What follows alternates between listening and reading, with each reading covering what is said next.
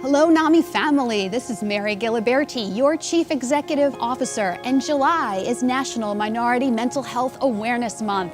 And this month, I'm joined by Dr. Sharma Dudley, a child psychologist and also a member of our National NAMI Board, and Jacqueline Martinez, also a NAMI Board member and a peer support specialist. And today we're going to start by talking about the topic of stigma in communities of color.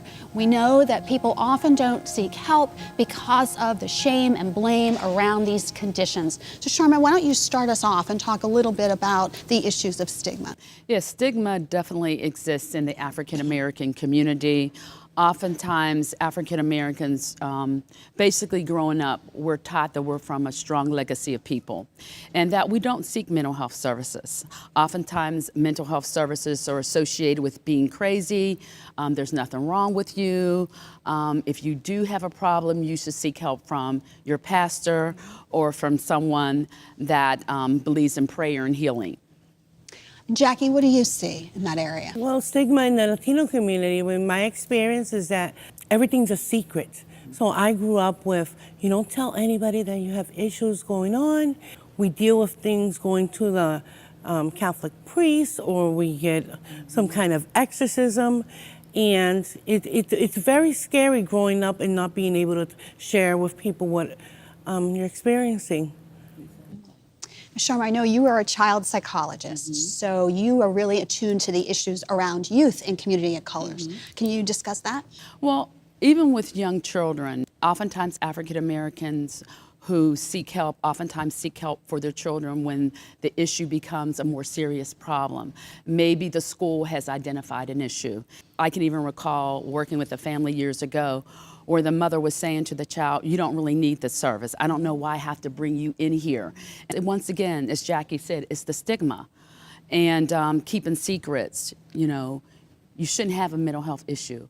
I had one parent say, what does my child have to be depressed about? What is anxiety? So these are things that we need to educate the community about.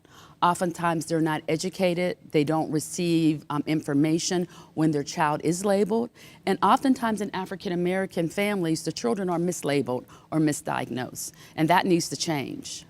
And what is it you tell families? What I do is I tell people to ask questions, to talk about what's going on with their families. And when they go in to ask the doctors questions, I've had families come up to me and say, what is ADHD? Or children are misdiagnosed with ADHD when there's another psychiatric condition that's going on. So I always tell families, ask questions, talk to your doctors.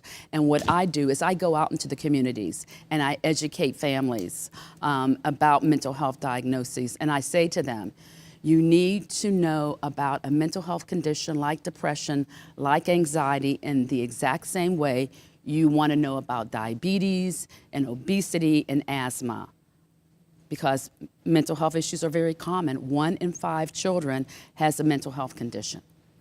And I know you do this kind of education, but there's really an issue with not having enough providers out there that really understand the African American community. Can you speak to that? There are not a lot of mental health professionals out there that look like me, but I tell people you don't have to look like me to be a culturally competent provider.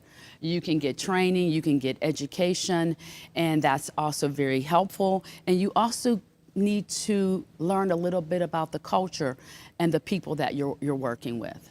And I think that there's a lack of training out there in the field of mental health professionals. And I think that's important too. Clinical supervision, peer consultation is very helpful, and to become educated about the communities of color that you work with. And Jackie, we see that in the criminal justice system is of concern to communities of color, things that happen in that system, and it's also of concern to our community of people with mental health conditions. So can you address, I know you've worked as peer support specialist, how these two areas come together and what we can do to make progress in this area? So working as a certified peer specialist, especially working with the Department of Mental Health and the Department of Corrections, one of the main things that we focus on is helping people that are incarcerated or people that are dealing with the criminal justice system just to be educated about people's rights training for the families and the providers is very, very important. Like Sharma said, being culturally sensitive and being aware of the person's backgrounds is also very, very important, but also that language barrier for a lot of non-English speaking families, that is very stressful if you really don't understand the language or the lingo that's being thrown at you. So one of the things that I do is I do go into the correctional facilities and I speak to the guards, and I speak to the warden, and I speak to the inmates that are about to transition into the community on how to better ease that process and help people feel part of the community even though they're dealing with mental illness.